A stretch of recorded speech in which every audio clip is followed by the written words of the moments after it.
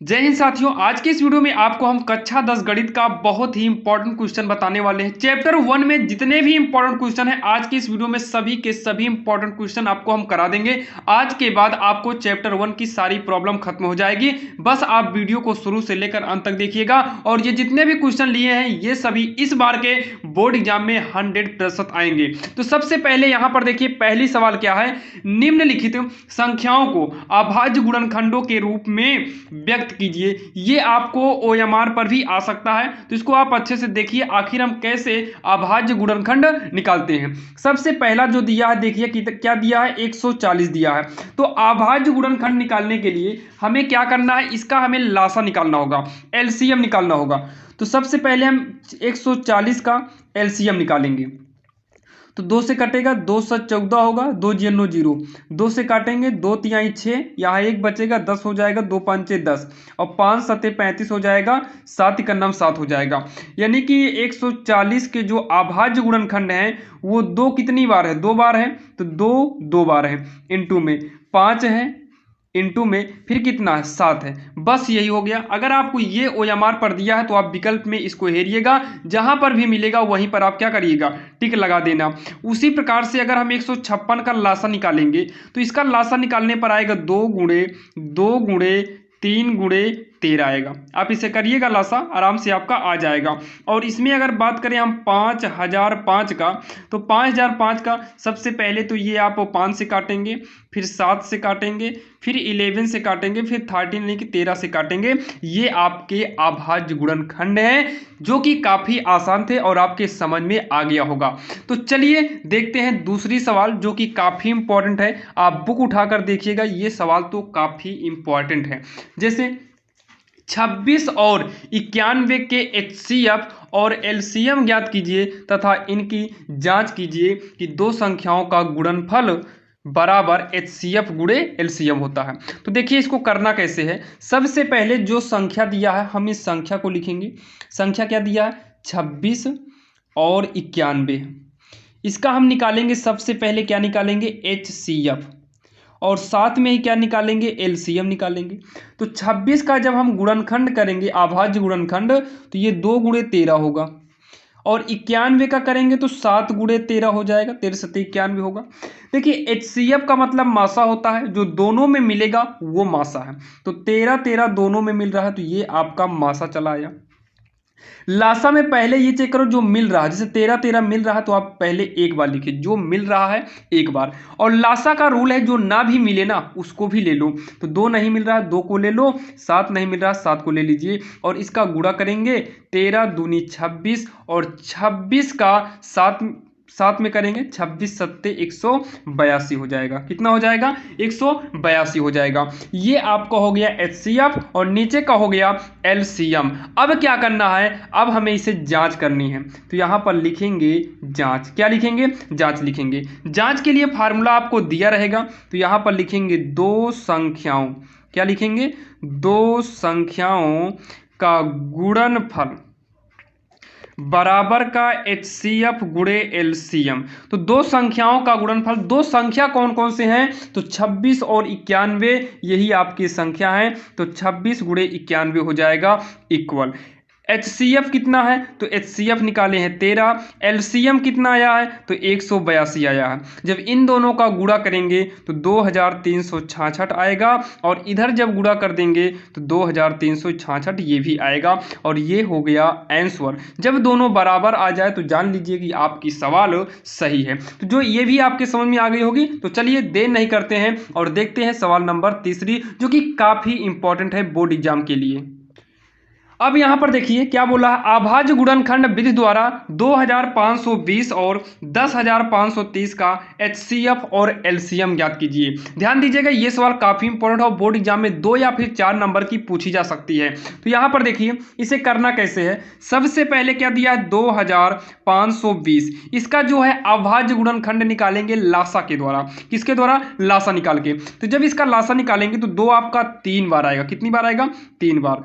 2 आपका 3 बार आएगा और 3 इसमें 2 बार आएगा, 5 एक बार आएगा, 7 आएगा। आप इसका लासा आसानी से निकाल सकते हैं। लासा कैसे निकालना है देखिए, जैसे 2520 है तो आप इस तरीके से निकालिएगा, 2 ही का नम 2 होगा तो 2 दूनी 4, 1 बच के यहाँ पर आएगा, 2 छंग 12 होगा, 2 जीरो 0, फिर 2 से करेंगे 2 छंग 12, 2 तिहाई 6, 2 जीरो 0, 2 से करेंगे 2 तिहाई 6, 2 ही का नम 2 होगा, यहाँ से 1 बच के 10 होगा, 2 पंचे 10।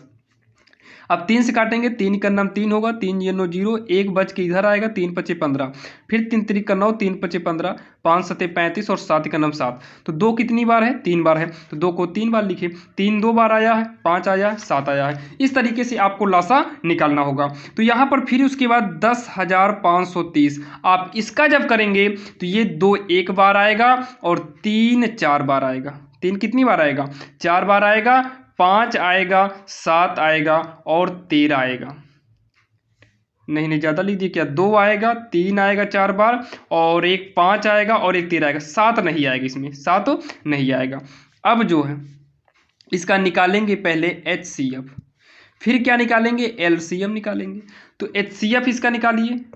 अब जो है HCF का मतलब जो दोनों में मिले, जैसे 2 दोनों में है लिख लो, 3 मिला लिख लेते हैं, फिर ये 3 मिला फिर लिख लेंगे, दोनों में 5 मिल रहा है, 5 को लिखेंगे, गुणा करा दो, 2 तिहाई 6, 6 तिरिक 18, 18 पंचे 90 हो गया। 90 इसका आपका HCF हो गया, पहला नंबर। और दूसरा LCM निकालते समय पहले जो HCF में आया सब लिख लो, सब लिख लो। और यहाँ पर जो है संख्या में हल्का डाट लगाइए, हल्का काटिए, ताकि ये पहचान में आ जाए कि हाँ कौन कौन सी संख्या यूज हो चुकी है। अब बचा क्या है? 2 बचा है, लिख लो। 7 बचा है, लिख लो।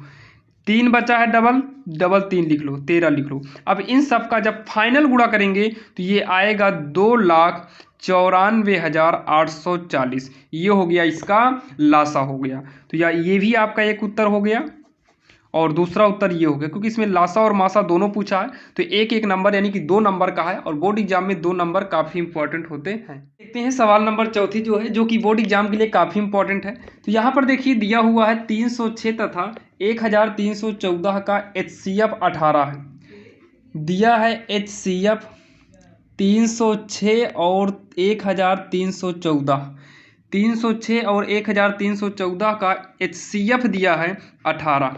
इसका HCF कितना दिया है? 18 दिया है। अब यहाँ पर अगर हम बात करें संख्या की, तो हमारे पास 2 संख्या दिया है। तो संख्याएं क्या दिया है? एक तो 306 है और दूसरा है 1314 है। अब यहाँ पर हमसे पूछा क्या है? हमसे पूछा है LCM। तो यहाँ पर हम जो है सूत्र यूज करेंगे। फार्मूला होता है 2 संख्याओं का गुणनफल। तो 2 संख्याओं का गुणनफल बराबर में HCF गुणे LCM। तो यहाँ पर जो 2 संख्याओं का गुणनफल है, 2 संख्या है 306, 306 गुणे 1314। ये बोला है कि 2 संख्याओं का गुणनफल, तो 2 संख्याओं का गुणा कर दिए बराबर, और दोनों संख्याओं का HCF कितना है? 18 और LCM हमसे पूछा हुआ है। तो 18 को पक्षांतर कर देंगे तो ये आएगा इधर बटे में, तो 306 गुणे 1314 बटे में 18 हो जाएगा। LCM यहाँ पर बचेगा, तो 18 से इसको काट दीजिए। तो 18 से काटेंगे तो 18 ही का नाम 18 होगा और 18 सत्ते कट जाएगा, यानी कि 18 ही का नाम 18 करेंगे तो यहाँ पर बचेगा 12, तो 18 सत्ते 126 हो जाएगा। तो आगे जो है 17 गुणे 1314 बराबर का LCM होगा। तो इसको जब हम गुणा कराएंगे तो 22,338 आएगा बराबर का LCM।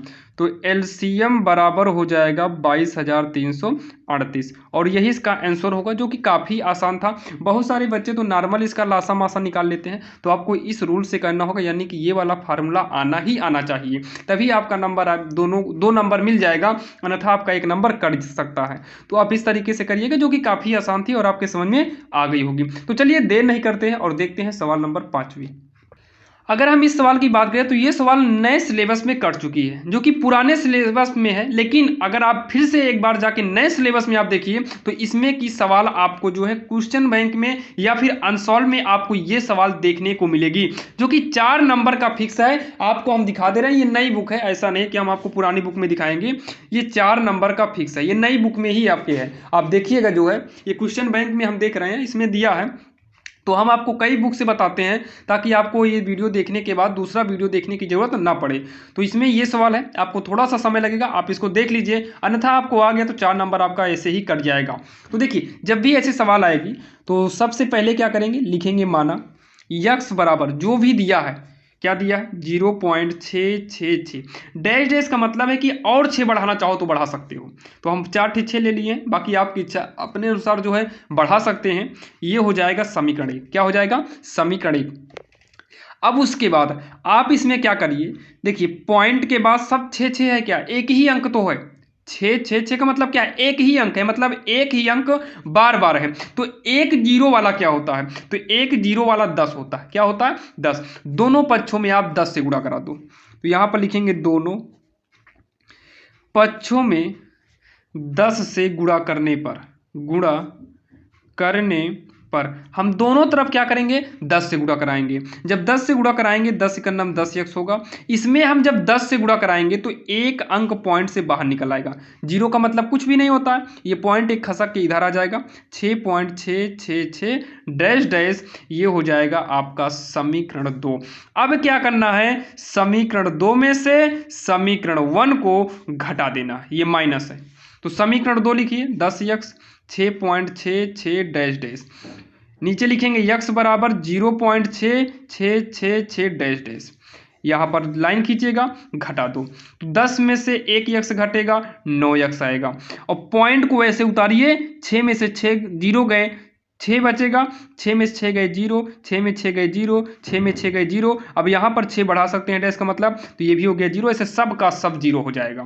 यानी कि हमारे पास जो बचेगा वो 6, यानी कि 9 यक्स बराबर का कितना बचेगा, 6 बचेगा। तो यक्स बराबर 6/9 होगा, काट देंगे 2/3 आ जाएगा। यानी कि दी गई संख्या जो P/Q के रूप में पूछा है, लिख देंगे दी गई संख्या P/Q बराबर हो जाएगा 2/3। यही आपका फाइनल आंसर हो जाएगा।